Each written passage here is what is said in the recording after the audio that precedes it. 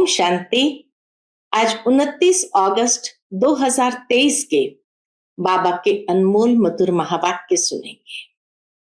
आज की मुरली में बाबा विशेष रक्षा बंधन की पावन प्रतिज्ञा और स्वराज्य लेने की प्रेरणा दे रहे हैं।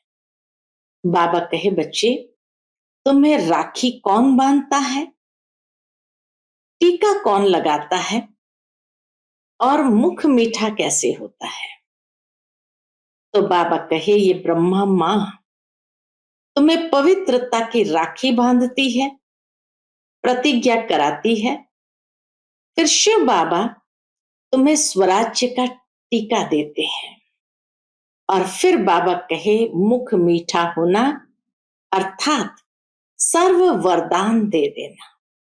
बाप दादा या माता पिता दोनों ही सर्व वरदानों से झोली भर देते और स्वर्ग के लायक बना देते हैं। बाबा कहे, इसी रस्म का यादगार भक्ति मार्ग से चला आता है। तो सुनते हैं आज के बाबा के अनमोल मधुर महावाक्य। ओम शांति। मीठे बच्चे, श्रीमत पर ज्ञान का चंदन घिसना व पवित्र बनना ही स्वराज्य लेना है। तुम पवित्रता की प्रतिज्ञा करो तो सूर्यवंशी घराने का तिलक मिलेगा। आज की मुरली से प्रश्न है, तुम बच्चों को राखी कौन बांधता, तिलक कौन देता है और मुख मीठा कराने की रस्म क्यों है? उत्तर, तुम्हें बड़ी मम्मी यानी ब्रह्मा मां राखी बांधती है, यानी पवित्र बनाती है। जब तुम पवित्र बनने की प्रतिज्ञा कर लेते हो तो बाप शिव बाबा स्वराज्य का टीका देते हैं।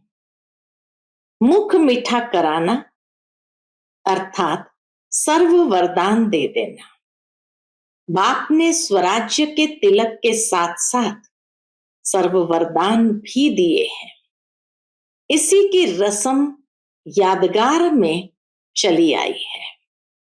आज की मुरली से पहले गीत बजा है, इधर मोहब्बत उधर जमाना।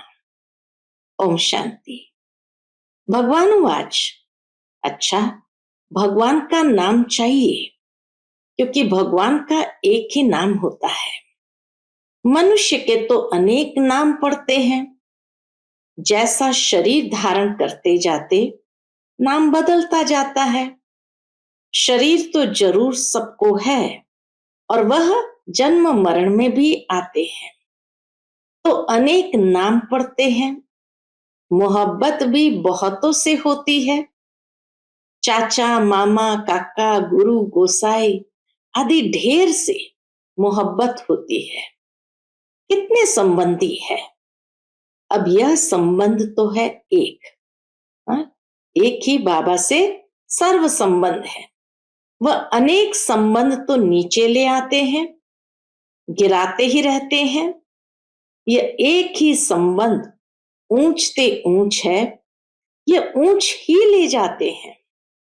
अभी तुम जीव आत्माओं की मोहब्बत लगी है, इससे बाबा कहे, अभी तुम जीव आत्माओं की मोहब्बत लगी है परम पिता परमात्मा से। वह तुमको बहुत ऊंच ले जाते हैं। वह है ही परम धाम में रहने वाला।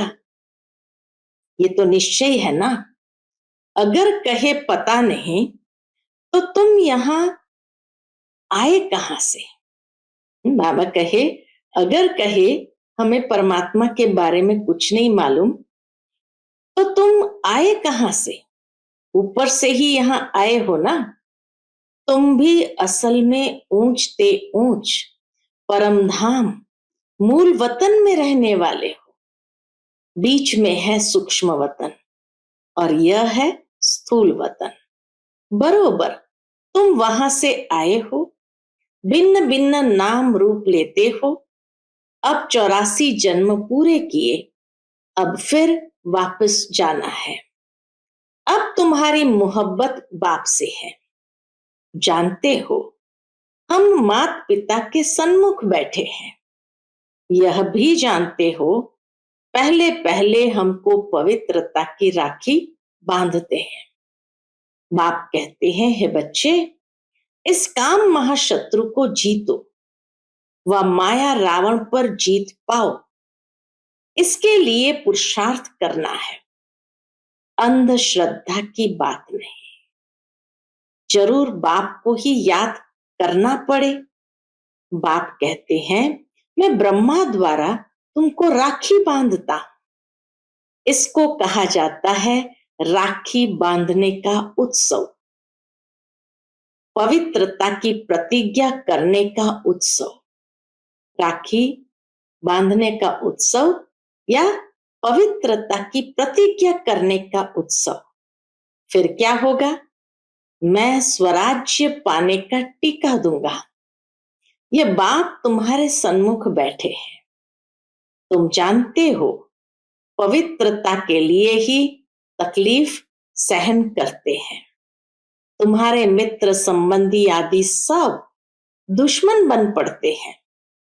बाप तुम्हें डायरेक्ट कहते हैं, क्या कहते हैं? बच्चे पवित्र बनो। बेहद का बाप शिव बाबा आकर तुमको सच्चा स्वराज्य देते हैं।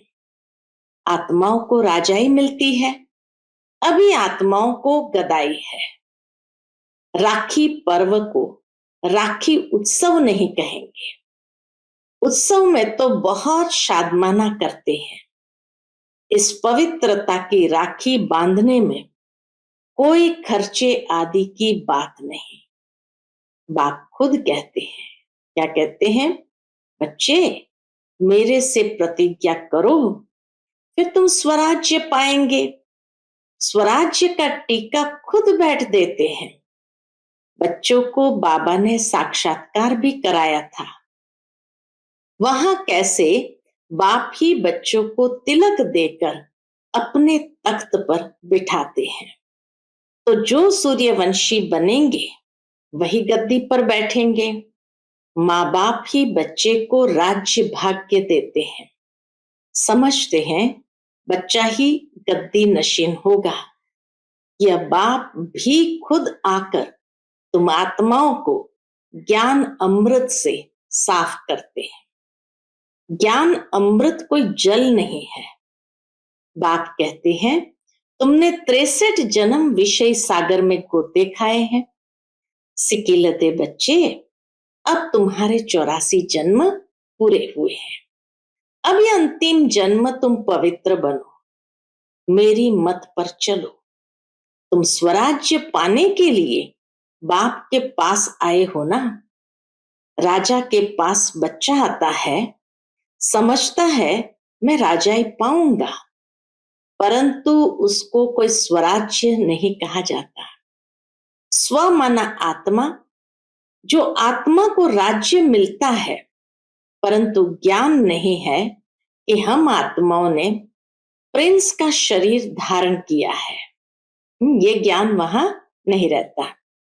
महाराजा महारानी बनने के लिए टीके का भी उत्सव गाया जाता है। बच्चे ज्ञान चंदन घिसे पवित्र बने। जितना जितना ज्ञान चंदन को घिसते जाएंगे, आत्मा पवित्रता से निखरती जाएगी। श्रीमत पर चले तो बाप टीका लगाएंगे। बाप खुद तो राज्य नहीं लेते हैं, खुद गद्दी पर नहीं बैठते हैं। ऐसा बाप कभी देखा? जो बच्चों को गद्दी पर बिठाते हैं, खुद नहीं बैठते हैं। ये ब्रह्मा भी पुरुषार्थी है।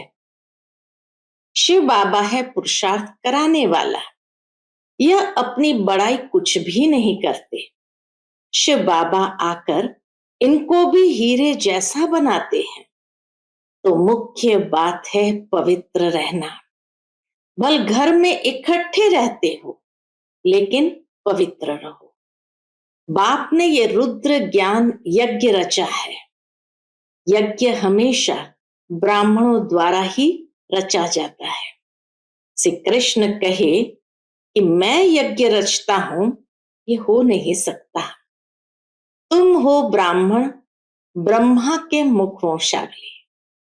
श्री कृष्ण ये कह नहीं सकता, क्योंकि श्री कृष्ण न ब्राह्मण है और न ही बाबा कहे वह कोई ज्ञान सागर है जो यज्ञ रचता है।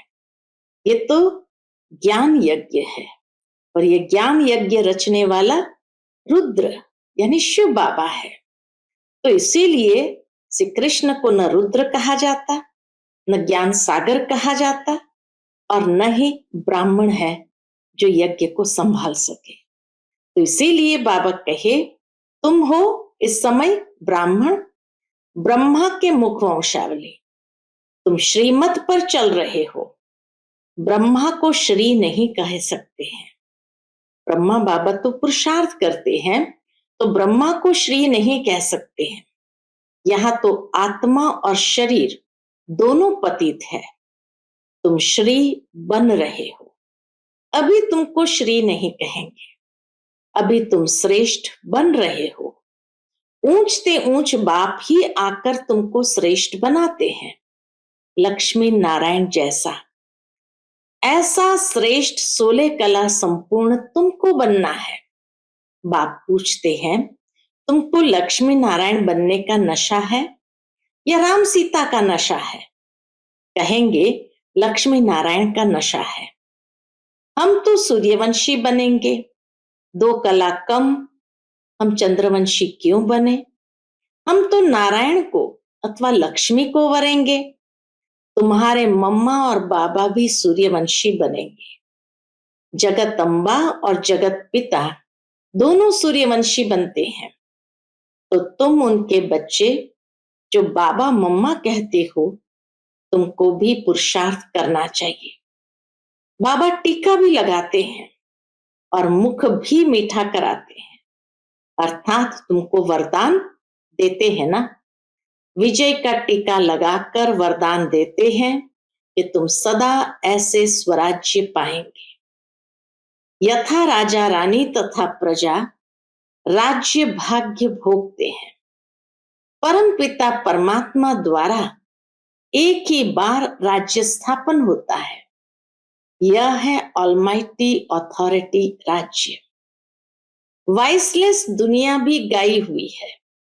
सर्व गुण संपन्न, 16 कला संपूर्ण, मर्यादा पुरुषोत्तम देवताएं कभी काम कटारी से हिंसा नहीं करते हैं।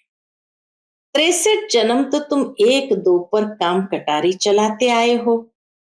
अमर लोक में काम कटारी नहीं होती।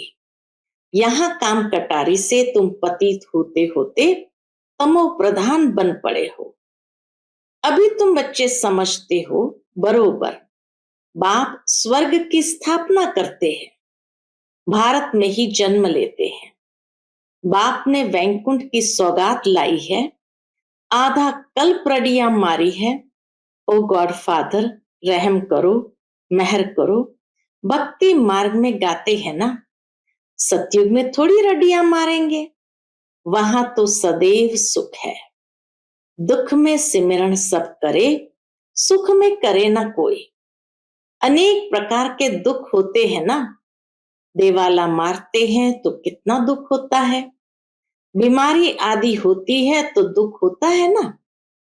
स्वर्ग में दुख का नाम निशान नहीं। बाप आकर तुम बच्चों को राज्य भाग्य का टीका देते हैं। यह है दुख धाम, वह है सुख धाम। शांति धाम में तो आत्मा कुछ बोलती नहीं है, वो तो है ही साइलेंस की दुनिया। यहां फिर टॉकी बनती है। तुम्हारा स्वधर्म है शांति। अभी तुमको सुख शांति का स्वराज्य मिलता है, तो बाप का बच्चा बनकर उनकी श्रीमत पर चलना चाहिए। पढ़ाई के समय सारा अटेंशन पढ़ाई में देना होता है। पढ़ाई के समय और व्यर्थ बातों का वर्णन नहीं चलता। अगर कोई उल्टा सुल्टा बोलते हैं तो कहेंगे अटेंशन प्लीज। बाबा कहे उनको सावधान करो, अटेंशन प्लीज। तो बाप बच्चों को कहते हैं तुम्हारी बुद्धि भटकनी नहीं चाहिए। बाहर धक्के खाने वालों के ख्यालात इधर उधर दौड़ते रहेंगे, समझेंगे कहाँ छुट्टी हो तो घर जाए। अब तुम बच्चों को पढ़ना और पढ़ाना है। ब्राह्मणों का धंधा ही है गीता सुनाना, अर्थात बाबा का यह ज्ञान अमृत बांटना। वह ब्राह्मण भी गीता सुनाते हैं, शरीर निर्वाह भी करते हैं। तुमको भी ऐसे कहा जाता है। गृहस्थ व्यवहार में कमल फूल समान पवित्र रहना है। प्रतिज्ञा करनी है, ये अंतिम जन्म पवित्र रहेंगे। ये अपवित्र दुनिया विनाश होनी है। विनाश की तैयारी भी देख रहे हो। होलिका जलेगी, सारी दुनिया होलिका के रूप में जलेगी।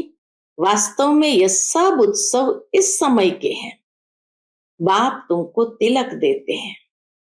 तुम्हारी बुद्धि कहती है बाबा हमको सतयुग का, विश्व का मालिक बनाने के लिए पढ़ाते हैं, अथवा स्वराज्य का तुम तिलक पाते हो। बाप ही तिलक देते हैं। यहां तो तुम सन्मुख बैठे हो।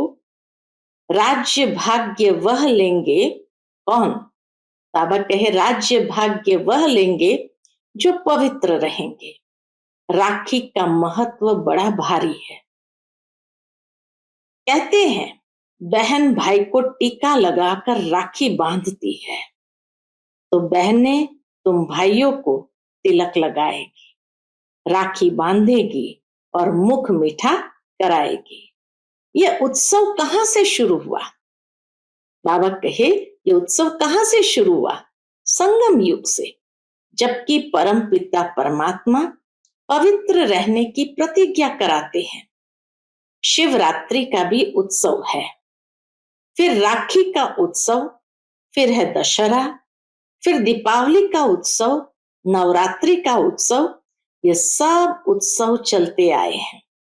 तुमको तो खुशी होती है। दशहरा अर्थात विनाश के बाद फिर दीपावली आएगी। घर घर में स्वर्ग होगा। तुम शिव बाबा की, ब्रह्मा विष्णु शंकर की, लक्ष्मी नारायण, राम सीता आदि सबकी जीवन कहानी बता सकते हो। सारे चक्र को तुम जानते हो। बाकी 8-10 भुजाएं तो कोई को हो नहीं सकती। मनुष्य ने कितने चित्र बैठकर बनाए हैं। इसको कहा जाता है waste of time, waste of money, waste of energy. अभी तुम जानते हो हम आए हैं स्वराज्य का वर्षा लेने। हम श्रीमत पर क्यों नहीं चलेंगे? जैसे माता पिता चल रहे हैं, यह तो समझने की बात है। बाप है मनुष्य सृष्टि का रचयिता, बेहद का बाप है ना। कितने बच्चे एडॉप्ट करते हैं। प्रजा पिता है ना। वह लौकिक बाप तो करके एक बच्चे को गोद में लेते हैं, उनको प्रजा पिता तो नहीं कहेंगे ना। कई ऐसे भी होते हैं, एडॉप्ट करते हैं, फिर बच्चा हो जाता है तो उस बच्चे पर जास्ती प्यार हो जाता है। गोद में लिए हुए बच्चे को फिर कम प्यार करते हैं। अब तुम तो समझते हो हम ईश्वरीय गोद में जाते हैं। ईश्वर हमको टीका लगाएंगे। इस बात का टीका लगाएंगे, पवित्रता का। तुम दिल अंदर प्रतिज्ञा करते हो बाबा आप आए हो, हम आपका सपूत बच्चा बन, पवित्र बन आपसे वर्षा लेंगे। अभी सबकी कयामत का समय है। पापों का हिसाब किताब चुकतू कर पुण्य का जमा करना है। बाप की याद से ही जमा होता है। जितना याद करते जाएंगे और अविनाशी ज्ञान रत्नों का दान करते जाएंगे तो खाता जमा होगा। जितना सर्विस करेंगे उतना जमा होगा। जमा होते होते राजधानी बन जाएंगी। 8 है मुख्य रत्न। 8 रत्न का जेवर भी बनाते हैं ना। देवियों के साथ देवताएं भी तो होंगे ना, परंतु मेजॉरिटी माताओं की होने के कारण अधिकतर देवियों की पूजा होती है। दुनिया में भी नवरात्रि 2 बार आती है और विशेष देवियों की पूजा होती है। देवताओं के ऐसे विशेष त्योहार नहीं।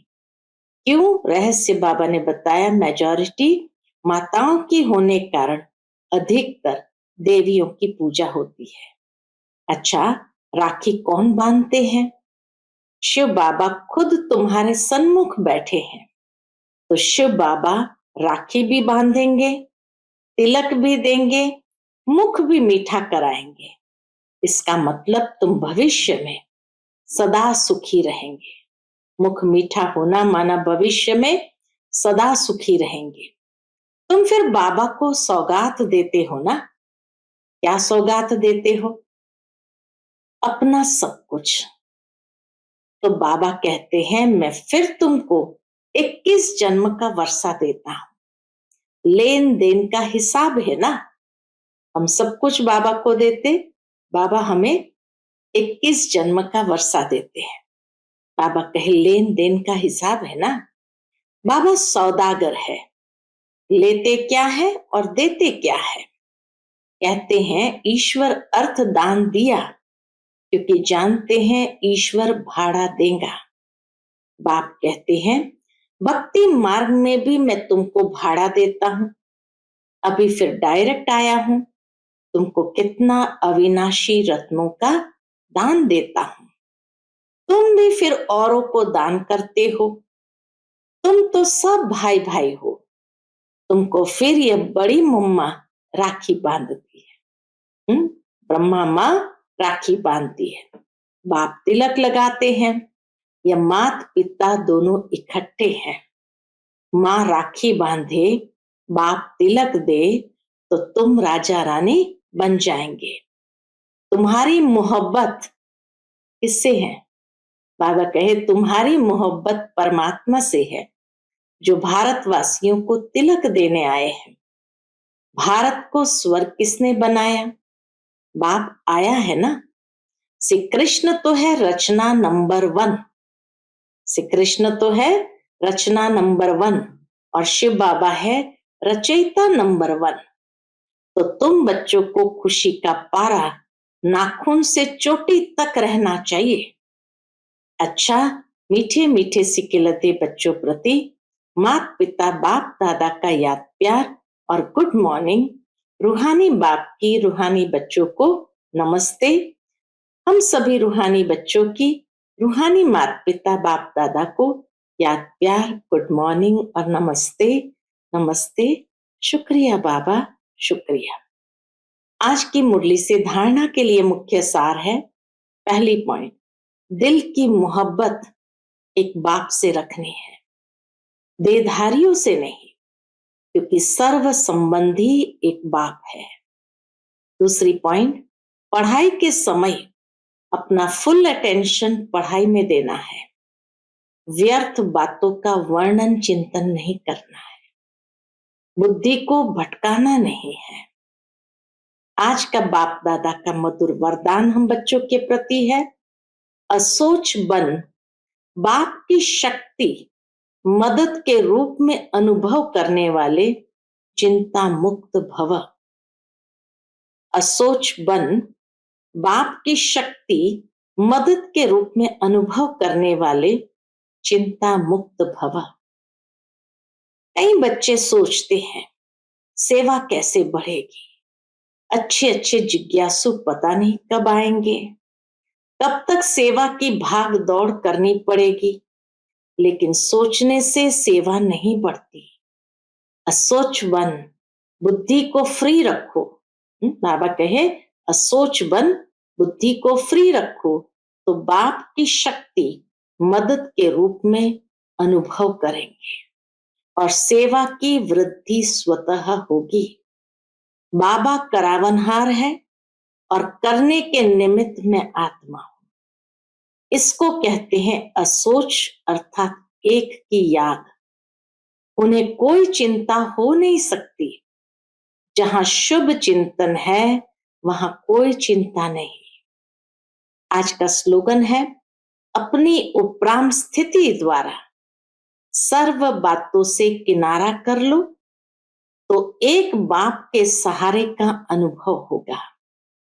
अपनी उपराम स्थिति द्वारा सर्व बातों से किनारा कर लो तो एक बाप के सहारे का अनुभव होगा। अच्छा, Om Shanti. Piece of mind channel को लाइक करें, सब्सक्राइब करें और हमारी लेटेस्ट वीडियोस देखने के लिए बेल आइकन को प्रेस करें।